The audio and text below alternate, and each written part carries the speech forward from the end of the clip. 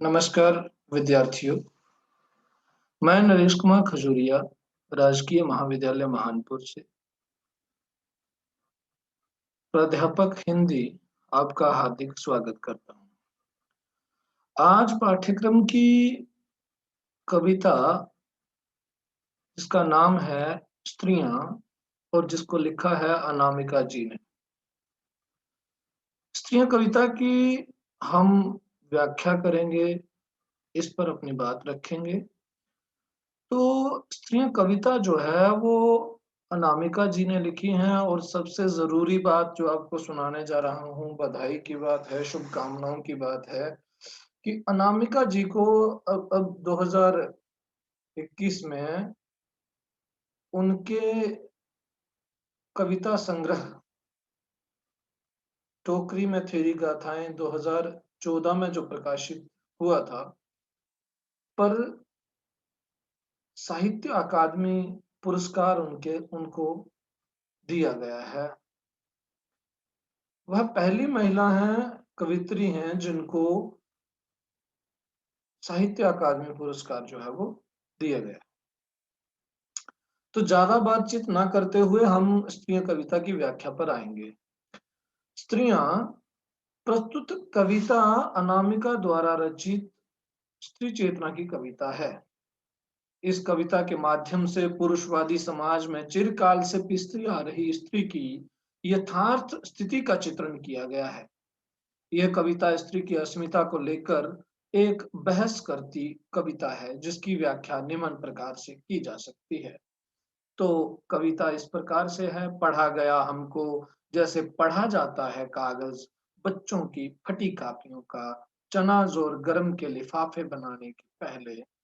देखा गया हमको जैसे कि कुफ्त हो नींदें देखी जाती हैं कलाई घड़ी अल सुबह अलार्म बजने के बाद। सुना गया हमको यूं ही उड़ते मन से जैसे सुने जाते हैं फिल्मी गाने सस्ते कैसेटों पर ठसाठस ठुसी हुई बस में। भोगा गया हमको बहुत दूर के रिश्तेदारों के दुख की तरह।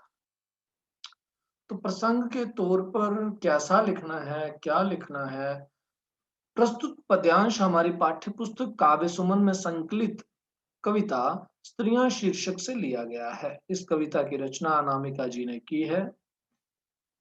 प्रस्तुत पंक्तियों में कवित्री ने स्त्री के साथ होते अमानवीय व्यवहार को रेखांकित किया है।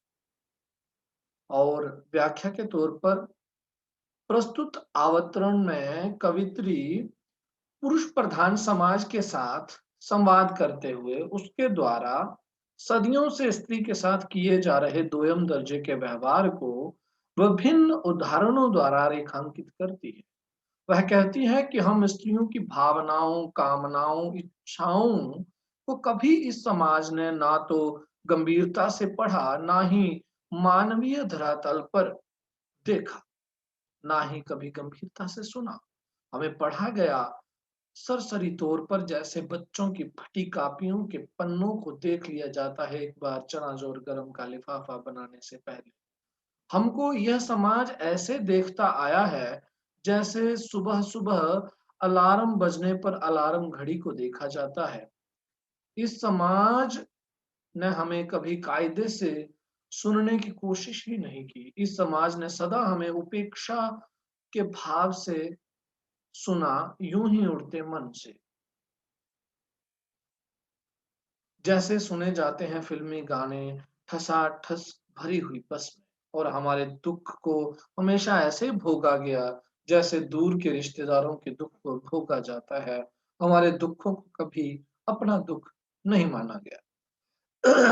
भाव अर्थ ये है, अनामिका के कहने का भावार्थ यह है कि स्त्री को कभी इस समाज ने मानवीय धरातल पर देखने समझने की कोशिश नहीं की।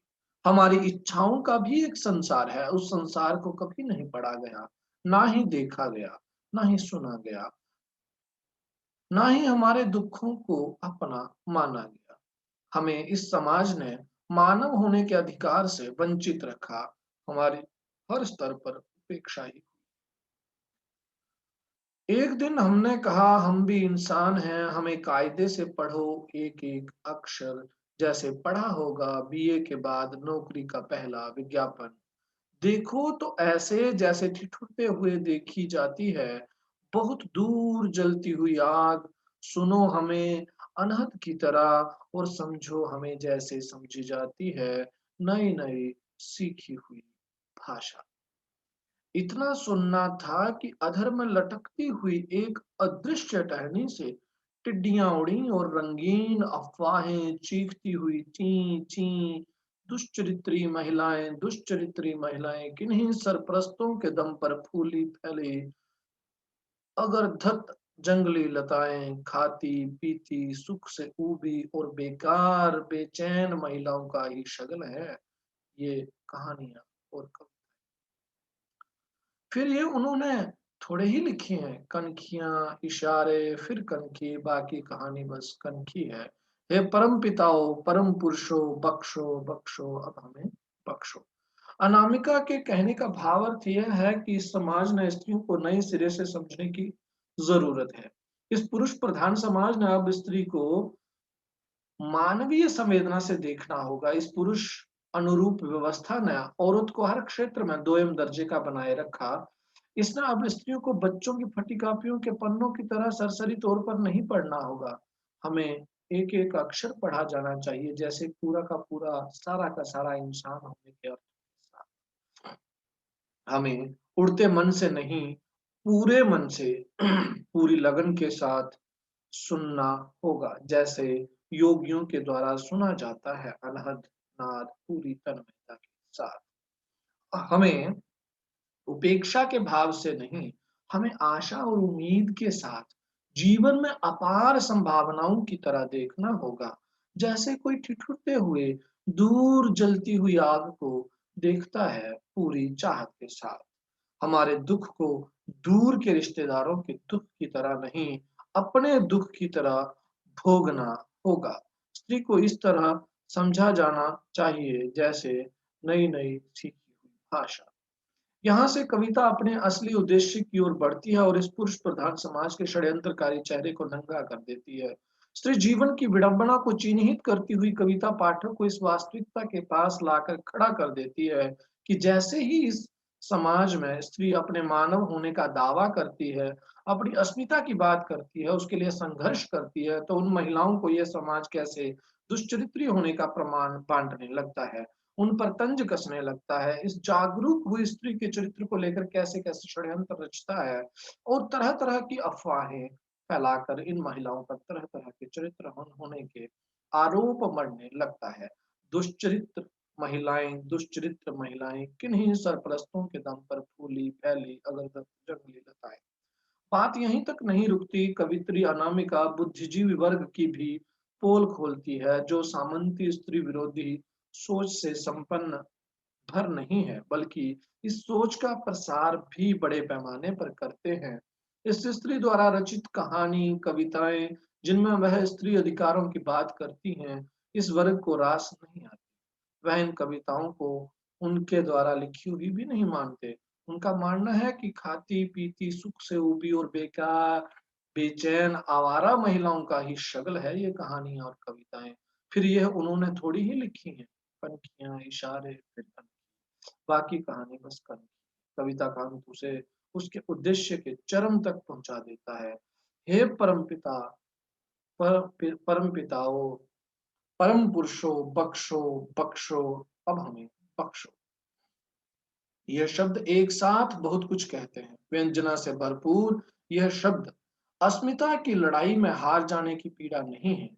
यह शब्द अपने अंदर भरपूर आक्रोश लिए हुए हैं जो इतने पर ही कविता को चुप नहीं होने देते बल्कि पूरी कविता को कई कई ध्वनियों से मुखरित करते हैं।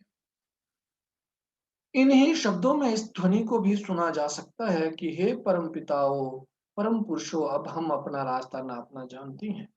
हम आपकी बनाई इस व्यवस्था की वास्तविकता को भी जानती हैं और अब हमारे कदम बढ़ चुके हैं जो रुकने वाले नहीं हैं चाहे आप कुछ करो चाहे आप दुष्चरित्री कहो या आवारा कहो। धन्यवाद। नमस्कार। उम्मीद है आपको ये जो लिखित रूप में और इस रूप में मैंने जो ये प्रयास किया है आपको मदद पहुँचाएगा और अगर आपको ये प्रयास अच्छा लगे तो आप साझा कर सकते हैं। नमस्कार, धन्यवाद।